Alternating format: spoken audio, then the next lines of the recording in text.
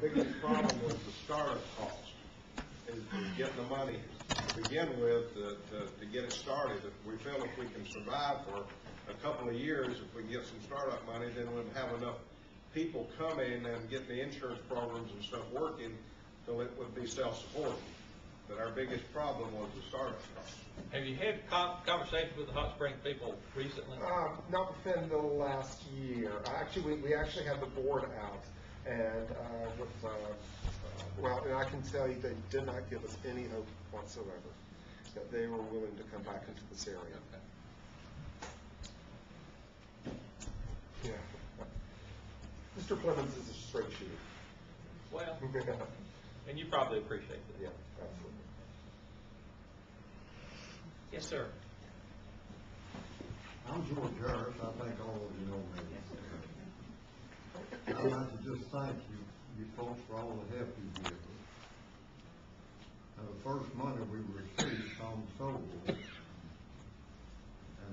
and David Young met with some of us and pledged us $200,000 on this bill. And that was a startup.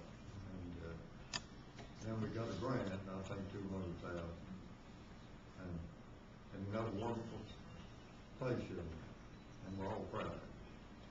And we'd just like to thank you from the bottom of our hearts for what you're doing for us. And I'd like to know what the shortfall is in the county budget this year. Do you have any idea what the shortfall is? Well, we've been working toward a number which is around 10 million, which is what our 5% plus some other reductions is somewhere in that neighborhood. 5%. Yeah, about 5%. And of course, what we're doing, we have delayed adopting the budget until the 23rd of June, simply so that we can see what the state's going to do. We're watching the state with jaundiced eye, because what they do might have some tremendous impact on what happens to us, and we're hoping that not be the case. But we're delaying passing our budget to the week before the new budget year starts, simply so that we'll have all the best information that we can have before we do it. Well, what is the question rate so far? Do you have any idea? Over 98. Yeah. It's one of the highest in North Carolina. It was 99. I think we're down to 98. Yeah. It's really high. There's still Better than I time. thought it would be. Yeah. Yeah, I think it's 90. I think what it is, it seemed like it was 97 now, and Mr. Roberts said it would be 98. They're just real serious about it, and they work with people. That's the other thing. Yeah. That and I hope you tell us if that's information's wrong, that they didn't work with you. We want to hear that too. Two things on that. Gary Roberts was named recently as the tax collector of the year in North Carolina, which we all applaud, because he does a great job. I'll give you an example. I was sitting in the county commissioner office one day, and a fella came in and sat down across from me. I happened to be the only person there that day. Thank y'all. Breaking him in early. And the fella, he had a tax bill in his hand, and he started talking, and his wife had passed away, and tears running down his cheeks, and of course I was ready to get out a check and help him pay it right quick. But I called Gary Roberts and I said, this gentleman is having some real difficulty. And he said, well, you send him over here. And the next thing I know, they'd sat down and it worked out a plan and some relief. There is relief for, is it age? What age is it? We're there. Speak for yourself. Yes, we are.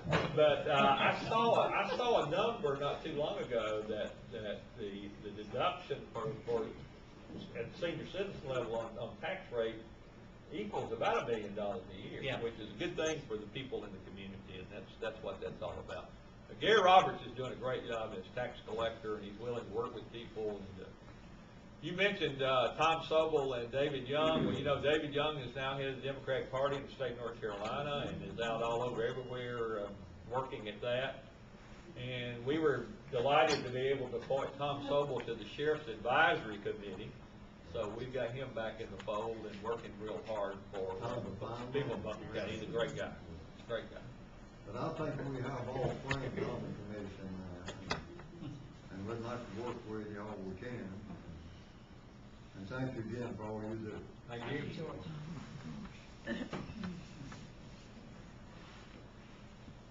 Carol, tell them about the Conservancy for preserving the mountains and what y'all do with that.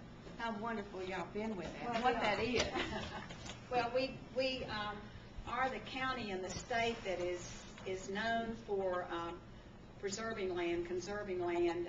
We have put under preservation 2,000, over 25, almost 4,000 acres in Buncombe County, which is great, which means that that land cannot be built on, and we're real pleased about that. David says 3,976 acres in Buncombe County are now under conservation easement. And Bruce and I were actually at a cattlemen's meeting last Thursday night, and the young lady who works out of Ag Extension was talking also about farmland preservation, which can be a different situation there, and she would love to come to a community meeting and speak to folks who would be interested in that too. But we're very dedicated to preserving the land here, and actually lead the state in doing that. Yeah, just to give you some idea of the program, as Carol said, we've spent about $2.9 million of money to buy the development rights. It's a voluntary program. People have to, you know, we're not going and taking people's property. They're coming to us and say, you know, I'd like to save this and keep it for the children and grandchildren, or because I want to keep it for whatever reason. And the value of the property is about $15 million. And most of it's been in sandy mush. Just about all the rim around sandy mush is going to look like that 100 years from now. And we want to get some out here, but it's a voluntary program. If you have some farmland and you don't want to pay taxes on it, or it reduces the value of your land because you're giving up your right to develop it. But you still own it. You still have the right to own it. You have the right to tell people to stay off it. You're saying you won't develop it. And it's voluntary, and as Carol said, right now we're one of the leaders in the state in doing this. And frankly, I think we have the most beautiful land to preserve. I mean, Raleigh, of all places, preserves a lot of land. I used to live down there. I don't know what they got to preserve compared to us. Certainly out this way, but if and when you have some interest, you call any of us, and we'll get you with the right people, and we chip in some money. Sometimes the state will chip in money. Usually, most of the landowners have given a contribution, and we can get it done. And that way your property value goes down, and you have a better chance of having what you have here 50, 100 years from now. Yes, ma'am. I have personally been over a long period of time buying property and preserving it here in Barnardsville, and it would be very much simpler and more efficient if you would just drop the tax rate so that people can afford to do that without giving up our rights to our property. I don't have any intention of ever developing this property. I purely want to preserve it. Why not just drop the rate? Help us that way. Don't ask us to give up our rights. Just don't charge us so much for it. We'd love it if everybody, that's very legitimate, and we appreciate that.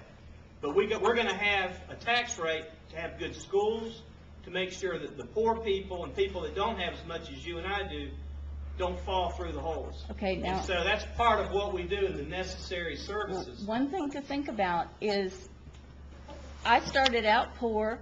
I worked hard. I got where I am because I worked hard, and people can do that. I did too. And I don't believe in redistribution of wealth. I am totally opposed to redistribution of wealth.